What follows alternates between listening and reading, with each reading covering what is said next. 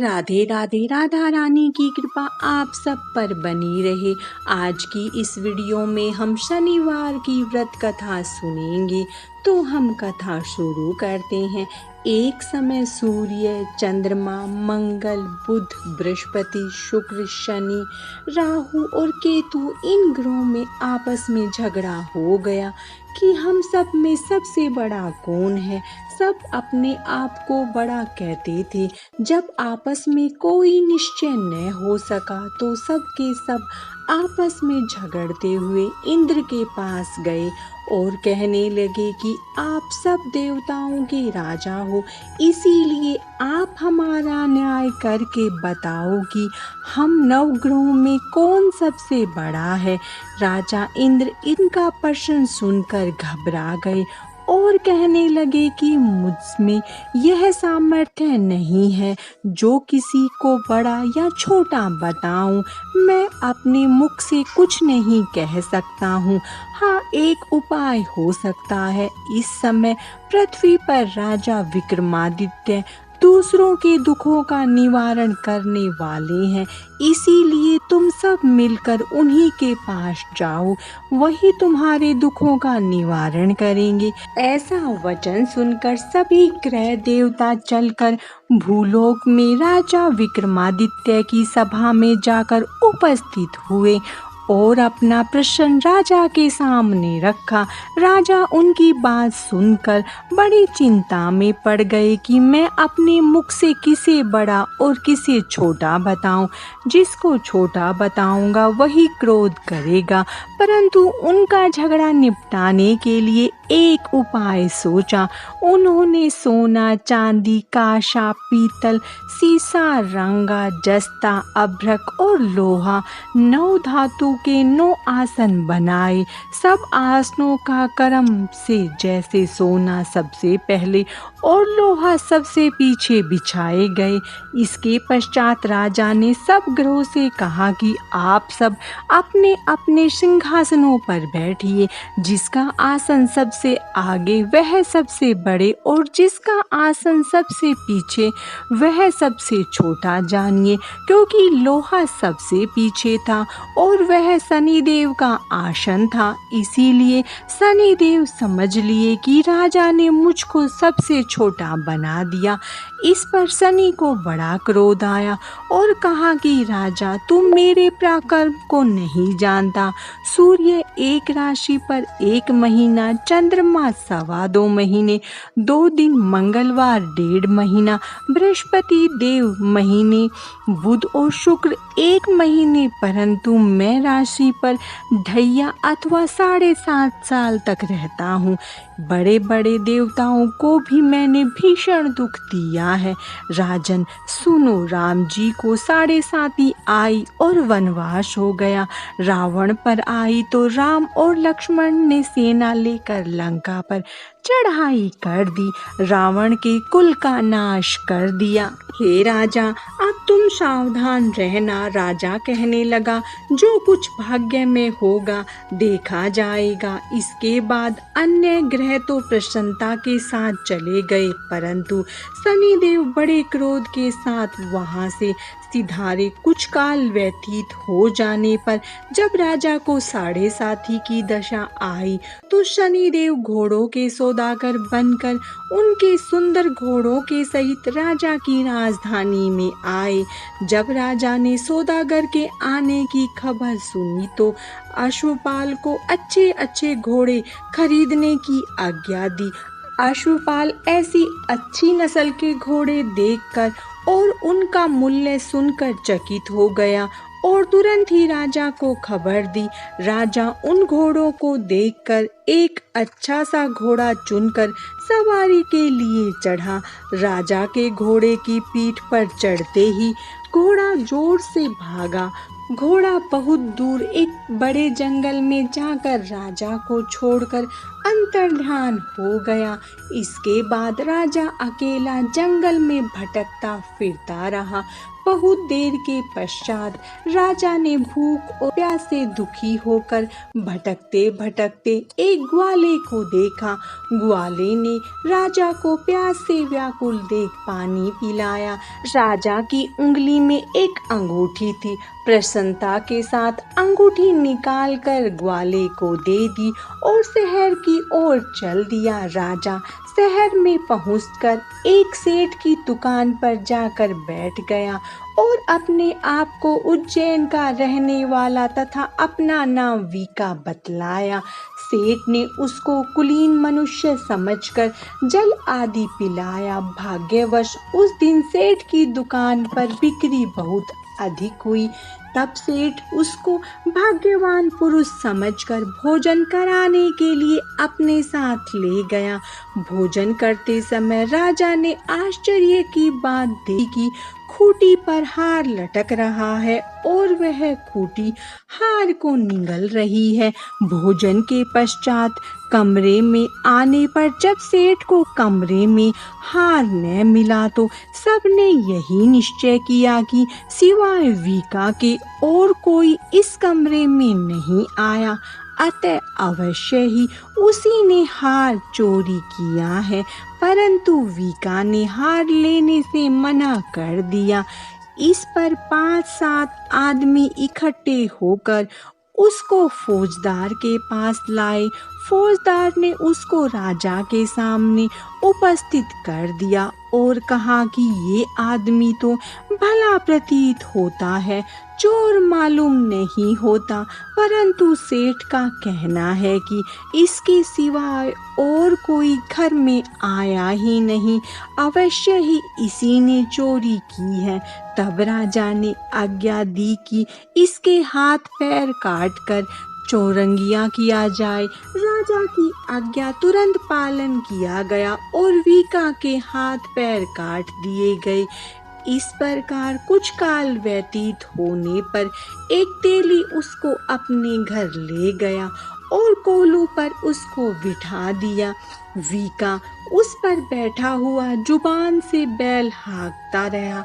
शनि की दशा समाप्त हो गई और एक रात को वर्षा ऋतु के समय वह मल्हार राग गाने लगा। उसका गाना सुनकर उस शहर के राजा की कन्या उस राग पर मोहित हो गई और दासी को खबर लेने को भेजा कि शहर में कौन गा रहा है। दासी सारे शहर में फिरती फिरती क्या देखती है कि तेली के घर में चौरंगिया राग गा रहा है। दासी ने महल में आकर राजकुमारी को सब वृत्तांत सुना दिया। बस उसी क्षण राजकुमारी ने अपने मन में यह प्रण कर लिया कि चाहे कुछ भी हो इस चौरंगिया के साथ विवाह करूंगी। प्रातःकाल होते ही जब दासी ने राजकुमारी को जगाना चाहा तो राजकुमारी अनशन व्रत लेकर पड़ी रही। तब दासी ने रानी के पास जाकर राजकुमारी के न उठने का वृत्तांत कहा। रानी ने तुरंत ही वहां पर आकर राजकुमारी को जगाया और उसके दुख का कारण पूछा तो राजकुमारी ने कहा कि माताजी, मैंने यह प्रण लिया है कि तेली के घर में जो चौरंगिया है उसी के साथ विवाह करूंगी। माता ने कहा, पगली, यह क्या बात कह रही है? तुझको किसी देश के राजा के साथ विवाह जाएगा। कन्या कहने लगी कि माताजी, मैंने अपना प्रण कभी नहीं तोड़ूंगी। माता ने चिंतित होकर यह बात राजा को बतलाई। जब महाराज ने भी आकर यह समझाया कि मैं अभी देश देशांतर में अपने दूत भेजकर सुयोग्य रूपवान एवं बड़े बड़े गुणी राजकुमार के साथ तुम्हारा विवाह करूंगा, ऐसी बात तुझको कभी नहीं विचारनी चाहिए। कन्या ने कहा, पिताजी, मैं अपने प्राण त्याग दूंगी परंतु दूसरे से विवाह नहीं करूंगी। इतना सुनकर राजा ने क्रोध से कहा, यदि तेरे भाग्य में ऐसा ही लिखा है तो जैसी तेरी इच्छा हो वैसा ही कर। राजा ने तेली को बुलाकर कहा कि तेरे घर में जो चौरंगिया है उसके साथ मैं अपनी कन्या का विवाह करना चाहता हूँ। तेली ने कहा कि यह कैसे हो सकता है, कहाँ आप हमारे राजा और कहाँ मैं एक नीच तेली।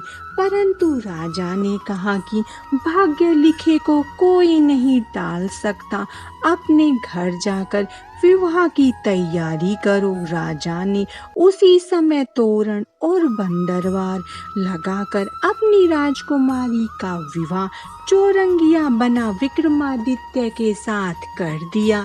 रात्रि को जब विक्रमादित्य और राजकुमारी महल में सोए तो आधी रात के समय शनिदेव ने विक्रमादित्य को सौंपन दिया कि राजा कहो, मुझको छोटा बतलाकर तुमने कितना दुख उठाया। राजा ने क्षमा मांगी। शनिदेव ने प्रसन्न होकर विक्रमादित्य को हाथ पैर दिए। तब राजा ने कहा, महाराज मेरी प्रार्थना स्वीकार करें कि जैसा दुख आपने मुझे सौंप दिया है ऐसा और किसी को न दे। शनिदेव ने कहा कि तुम्हारी यह प्रार्थना स्वीकार है। जो मनुष्य मेरी कथा सुनेगा या कहेगा उसको मेरी दशा में कभी किसी प्रकार का दुख नहीं होगा। जो नित्य ही मेरा ध्यान करेगा या चींटियों को आटा डालेगा उसके सब मनोरथ पूर्ण होंगे। इतना कहकर शनिदेव अपने धाम को चले गए। राजकुमारी की आंखें खुली और उसने राजा के हाथ पांव सही सलामत देखे तो आश्चर्य को प्राप्त हुई। उसको देखकर राजा ने अपना समस्त हाल कहा कि मैं उज्जैन का राजा विक्रमादित्य हूँ। यह सब बात सुनकर राजकुमारी अत्यंत प्रसन्न हुई। प्रातःकाल राजकुमारी से उसकी सखियों ने पूछा तो उसने अपने पति का समस्त वृतांत कह सुनाया। तब सबने प्रसन्नता प्रकट की और कहा कि ईश्वर ने आपकी मनोकामना पूर्ण कर दी। जब उस सेठ ने यह बात सुनी तो वह विक्रमादित्य के पास आया और राजा विक्रमादित्य के पैरों पर गिरकर क्षमा मांगने लगा कि आप पर मैंने चोरी का झूठा दोष लगाया, अतः आप मुझको जो चाहे दंड दें। राजा ने कहा, मुझ पर शनिदेव का कोप था, इसी कारण यह सब दुख मुझको प्राप्त हुआ। इसमें तुम्हारा कोई दोष नहीं है, तुम अपने घर जाकर अपना कार्य करो। सेठ बोला कि मुझे अभी शांति होगी जब आप मेरे घर चलकर प्रीतिपूर्वक भोजन करेंगे। राजा ने कहा, जैसी आपकी मर्जी वैसा ही करे। सेठ ने अपने घर जाकर अनेक प्रकार के सुंदर भोजन बनवाए और राजा विक्रमादित्य को प्रतिभोज दिया। जिस समय विक्रमादित्य भोजन कर रहे थे एक अत्यंत आश्चर्य की बात सबको दिखाई दी। जो खूंटी पहले हार निगल गई थी अब हार उगल रही थी। जब भोजन समाप्त हो गया तो सेठ ने हाथ जोड़कर बहुत सी मोहरें राजा को भेंट की और कहा कि मेरे श्री कंवर नामक एक कन्या है, उसका पाणी ग्रहण आप करें। इसके बाद सेठ ने अपनी कन्या का विवाह राजा के साथ कर दिया और बहुत सा दान दहेज आदि दिया। इस प्रकार कुछ दिनों तक वहां निवास करने के पश्चात विक्रमादित्य ने शहर के राजा से कहा कि अब मेरी उज्जैन जाने की इच्छा है। फिर कुछ दिन के बाद विदा लेकर राजकुमारी मनभावनी सेठ की कन्या श्री कंवरी तथा दोनों जगह के दहेज में प्राप्त अनेक दास दासी रथ और पालकियों सहित विक्रमादित्य उज्जैन की तरफ चले। जब शहर के निकट पहुँचे और पुरवासियों ने राजा के आने का संवाद सुना तो समस्त उज्जैन की प्रजा आगवानी के लिए आई। तब बड़ी प्रसन्नता से राजा अपने महल में पधारे। सारे शहर में बड़ा भारी महोत्सव मनाया गया और रात्रि को दीपमाला की गई। दूसरे दिन राजा ने शहर में यह सूचना कराई कि शनिश्चर देवता सब ग्रहों में सर्वोपरि है। मैंने उनको छोटा बतलाया, इसी से मुझको यह दुख प्राप्त हुआ। इसी कारण सारे शहर में सदा शनि देवता की पूजा और कथा होने लगी। राजा और प्रजा अनेक प्रकार के सुख भोगने लगी। जो कोई शनिवार की इस कथा को पढ़ता या सुनता है, शनिदेव की कृपा से उसके सब दुख दूर हो जाते हैं। शनिवार की कथा को व्रत के दिन अवश्य पढ़ना चाहिए। ओम शांति, ओम शांति, ओम शांति। शनिवार व्रत कथा समाप्त। शनिदेव की कृपा आप सब पर बनी रहे। राधे राधे।